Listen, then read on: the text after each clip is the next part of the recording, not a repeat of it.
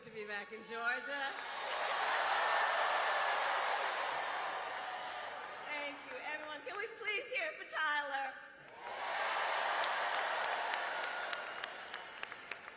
I want to thank Tyler for that incredible introduction. I invited him and several other young entrepreneurs to come and visit with me at the White House, and we had a really very long and important conversation about the future of America. And Tyler, you represent the best of our future. Thank you for that. Thank you. And please give it up for Quavo and Megan.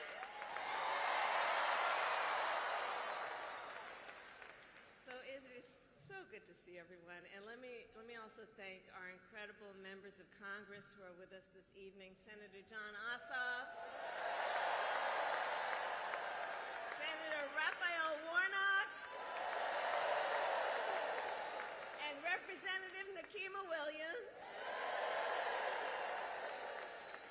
To Mayor Andre Dickens, thank you for welcoming me back to Atlanta. And thank you to the great Stacey Abrams for your extraordinary leadership. So, Georgia, it is so good to be back, and I am very clear. The path to the White House runs right through this state. And you all helped us win in 2020, and we're going to do it again in 2024.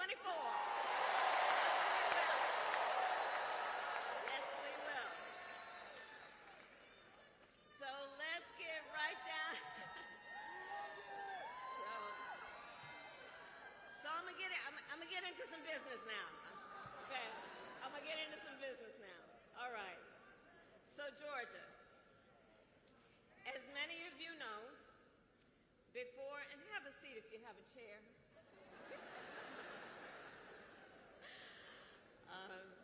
As many of you know, before I was elected vice president and before I was elected a United States Senator, I was an elected Attorney General and an elected District Attorney. And before that, I was a courtroom prosecutor. So in those roles, I took on perpetrators of all kinds.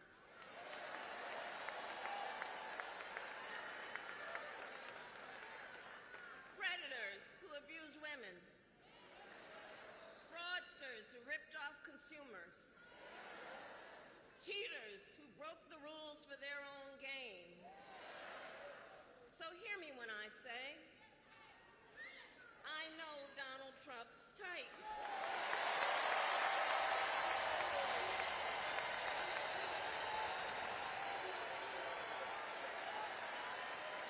I know the type. And I have been dealing with people like him my entire career. For example, as Attorney General of California, I took on one of our country's largest for-profit colleges that was scamming students. Well, Donald Trump ran a for-profit college that scammed students.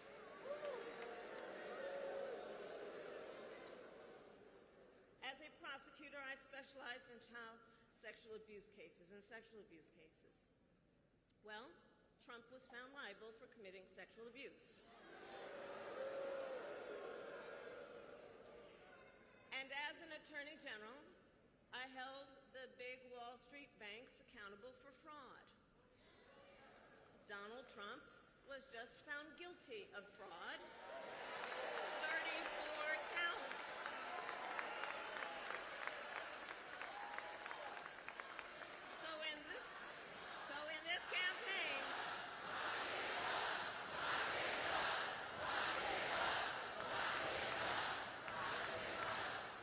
So in this campaign, I will proudly put my record against his any day of the week. Any day of the week. Including, for example, on the issue of immigration. So I was the Attorney General of a border state.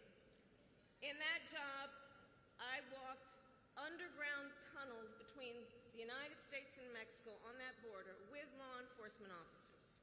I went after transnational gangs, drug cartels, and human traffickers that came into our country illegally. I prosecuted them in case after case, and I won. Donald Trump,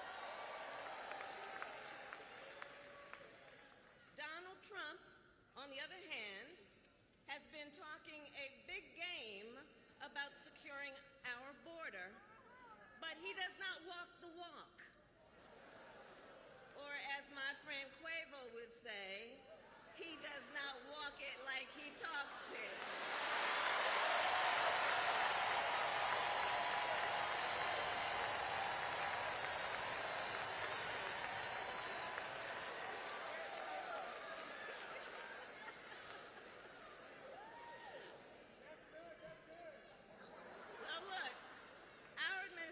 Worked on the most significant border security bill in decades. Some of the most conservative Republicans in Washington, D.C. supported the bill. Even the Border Patrol endorsed it. It was all set to pass. But at the last minute, Trump directed his allies in the Senate to vote it down. Right. He tanked the bipartisan deal because he thought it would help him win an election. Which goes to show Donald Trump does not care about border security. He only cares about himself.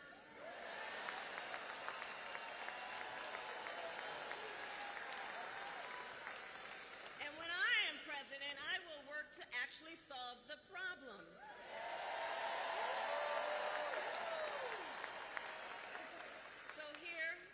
My pledge to you. As president, I will bring back the border security bill that Donald Trump killed, and I will sign it into law and show Donald Trump what real leadership looks like.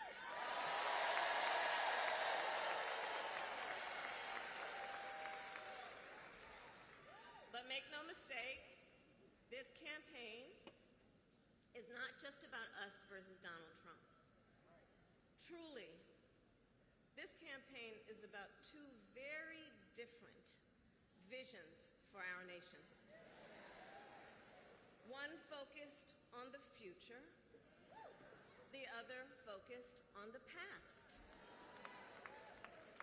We believe in a future where every person has the opportunity to build a business, to own a home, to build intergenerational wealth, a future with affordable health care, affordable child care, paid leave. And all of this is to say, building up the middle class will be a defining goal of my presidency.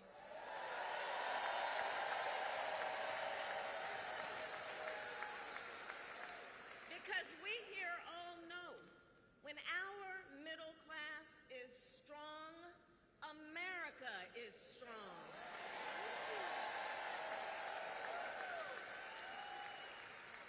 And to keep our middle class strong, families need relief from the high cost of living so that they have a chance not just to get by, but to get ahead.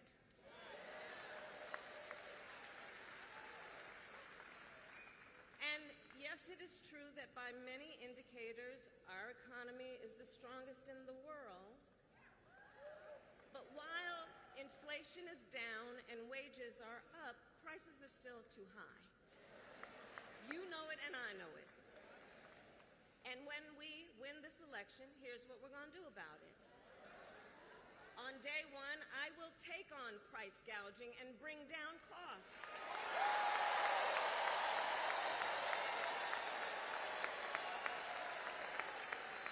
We will ban more of those hidden fees and surprise late charges that banks and other companies use to pad their profits. We will take on corporate landlords and cap unfair rent increases.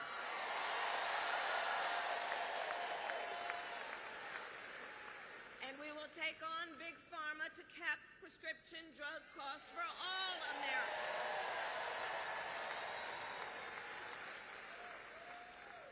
Our plan will lower costs and save many middle-class families thousands of dollars a year. But Donald Trump has a different plan in mind, one that would raise prices on middle-class families. Just look at his Project 2025 agenda. I take it you've seen it. Project 2025 is a plan to weaken the middle class. Be clear. And Donald Trump intends to cut Social Security and Medicare. He intends to give tax breaks to billionaires and big corporations. He intends to gut our investments in clean energy jobs. He intends to end the Affordable Care Act, to take us back to a time when insurance companies had the power to deny people with pre-existing conditions. You guys remember what that was? Children with asthma, breast cancer survivors, grandparents with diabetes. Georgia, America has tried these failed policies before, and we are not going back. We're not going back. We're not going back.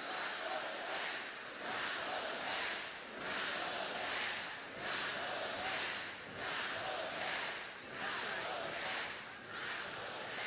And we are not going back because ours is a fight for the future.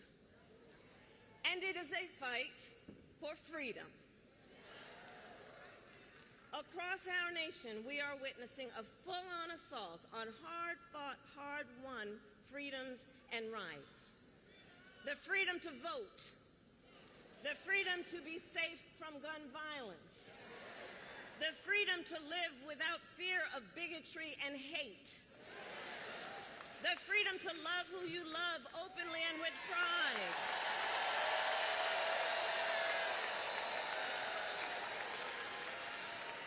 the freedom to learn and acknowledge our true and full history.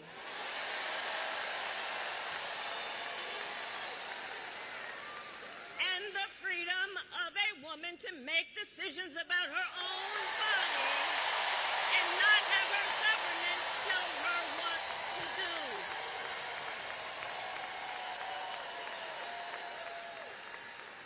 Ours is a fight for the future and for freedom.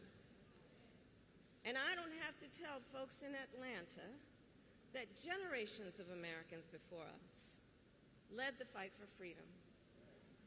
And now, the baton is in our hands.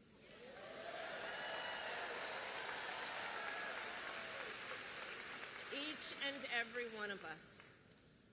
And we love our country. We love our country. And I believe it is the highest form of patriotism to fight for the ideals of our country.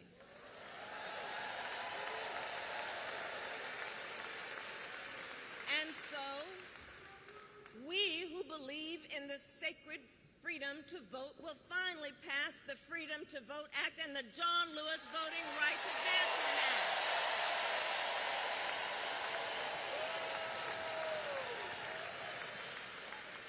We who believe in the freedom to live safe from gun violence will finally pass universal background checks, red flag laws, and an assault weapons ban. We who believe in reproductive freedom will stop Donald Trump's extreme abortion bans, and when Congress passes a law to restore reproductive freedoms, as President of the United States, I will sign it into law.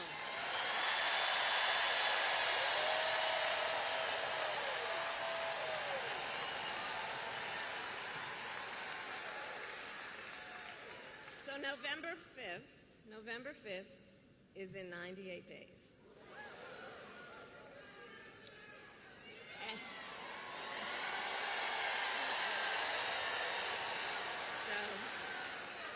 In 98 days, and let's level set. Friends, let's level set. We have a fight in front of us. We have a fight in front of us, and we are the underdogs in this race. We are. But you see, this is a people-powered campaign. Ours is a people-powered campaign. In fact, after I announced my candidacy, we saw the best week of grassroots fundraising in presidential campaign history.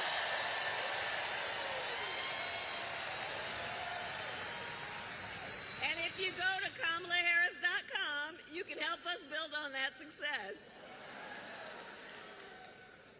So the momentum in this race is shifting. And there are signs that Donald Trump is feeling it. You may have noticed. So last week, you may have seen, he pulled out of the debate in September he had previously agreed to.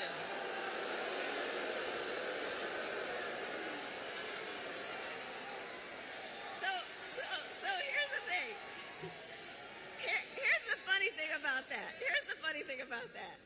So he won't debate, but he and his running mate sure seem to have a lot to say about me. And by the way, don't you find some of their stuff to just be plain weird?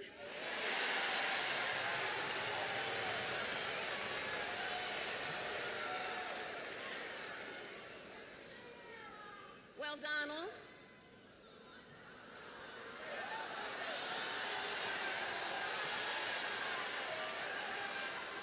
I do hope you'll reconsider to meet me on the debate stage.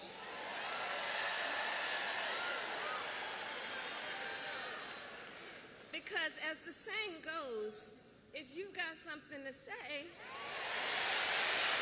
say it to my face.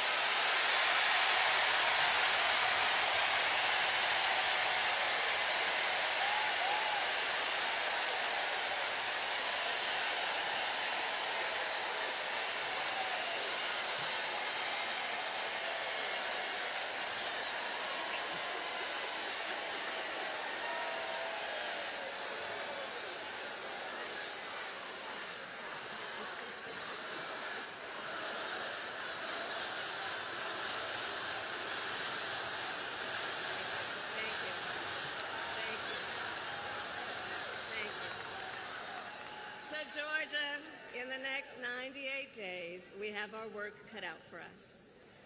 And this is not going to be easy. This is hard work, but we like hard work. Hard work is good work. So, Georgia, today I ask you, are you ready to get to work? Do we believe in freedom? Do we believe in opportunity? Do we believe in the promise of America? And are we ready to fight for it?